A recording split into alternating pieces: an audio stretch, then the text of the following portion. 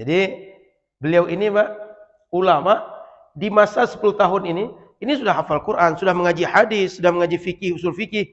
Hanya saja nasibnya karena bergaul dengan hidup dengan bapak Mu'tazilah, Sunni tadi menjadi terkontaminasi dengan Mu'tazilah sehingga menjadi matang keilmuan di Mu'tazilah. Tapi itu rupanya hikmah, Pak. Dengan dia menguasai Mu'tazilah selama 30 tahun tadi, dia mudah menghantam Mu'tazilah yang menguasai negara sehingga Mu'tazilah itu tumbang. Sekarang kita tak mengenal lagi nama Mu'tazilah. Berkat beliau dan para murid beliau. Buku-bukunya terkenal sampai sekarang. Nah, buku-buku beliau itu dikarang. Kemudian mungkin Bapak dapat klaim bahwa beliau ini taubat. Enggak ada, Pak. Beliau setelah taubat ini enggak ada lagi taubat. Taubat beliau cuma sekali. Awalnya Sunni, masuk Mu'tazilah, lalu taubat. Setelah itu enggak ada lagi taubatnya. Kalau Bapak dapat informasi, kita bisa perbandingkan, Pak. Ini mohon maaf pagi ini agak lama sedikit. Karena ada pertanyaan yang ini butuh panjang. Kan belum tentu terulang pekan depan kan? Saya tak ada kajian subuh di sini. Jadi sekali ini kita gunakan. Sebab sarapan belum datang, Pak. Bentar lagi Bang Zul datang. Kalau udah datang dia dingin. Cuma Bang Zul belum datang. Tak nampak di sini. Jadi misalnya Imam Abu Hasan itu, Pak, dalam konsep Ahlu Sunnah meyakini beliau itu pertama Sunni, Pak. Seperti yang saya cerita 10 tahun tadi. Yang kedua Mu'tazilah.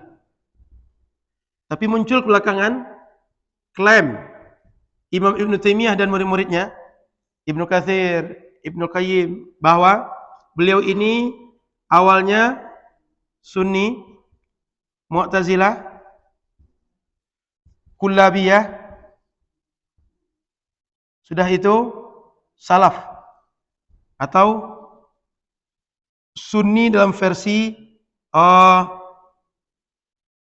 Ibnu Taimiyah.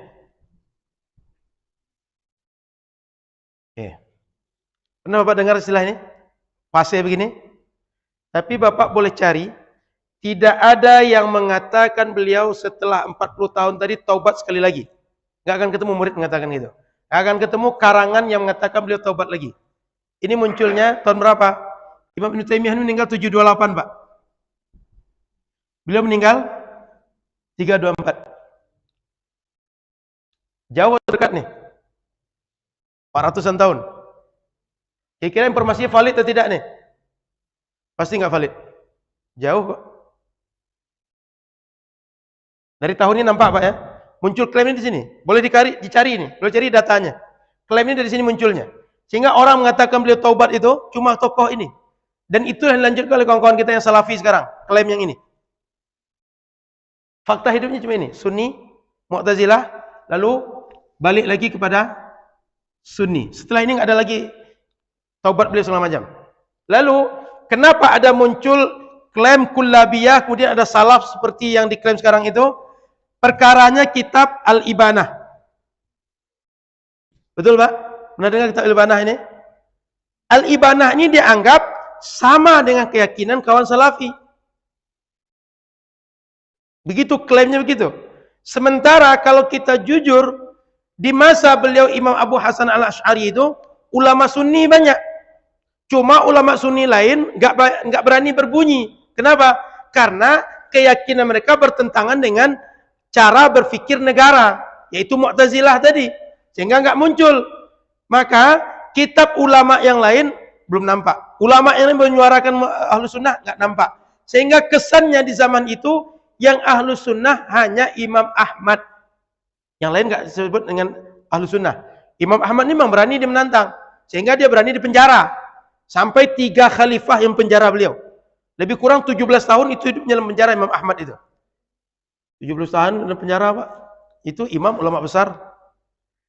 Maka beliau ketika mengarang kitab Al-Ibanah, Imam Ahmad, Imam Ahlu Sunnah yang 17 tahun di penjara ini, beliau ingin mengatakan bahwa kitab yang saya karang ini adalah kitab yang sejalan dengan Imam Ahmad. Kenapa?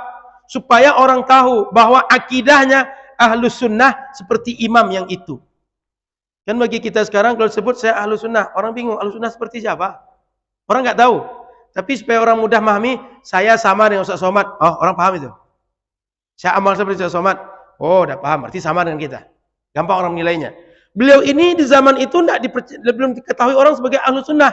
Maka supaya beliau dianggap ahlu sunnah disebut bahwa akidah yang saya tulis ini sama dengan Imam Ahmad. Bukan berarti mengikut Imam Ahmad, tapi sama dengan Imam Ahmad. Sehingga metodenya metode Imam Ahmad dipakai. Bagaimana Imam Ahmad? Imam Ahmad ini dia tidak bicara kecuali dengan hadis. Ada riwayat dengan riwayat. Ada hadis dengan bahasa hadis. Dan menggunakan dalil akli. Beliau ada dalil akli, ada dalil nakli. Sehingga dalam kitab Al-Ibanah ini, itu rata-rata isinya teks, nas. Bagaimana redaksi Al-Quran, ya begitu diungkapkan. Bagaimana redaksi hadis, dengan itu diungkapkan. Sehingga ketika mengarang kitab Al-Ibanah ini, dalil akli secara logika berfikir dengan nalar itu enggak terlalu menonjol di situ. Kenapa? Karena beliau ingin menulis kitab dengan versi cara atau model orang-orang yang caranya seperti Imam Ahmad. Sementara kitab yang lain itu ada dalil nakli, ada dalil akli. Ini soal corak penulisan, Pak. Sebab manusia ini banyak segmen.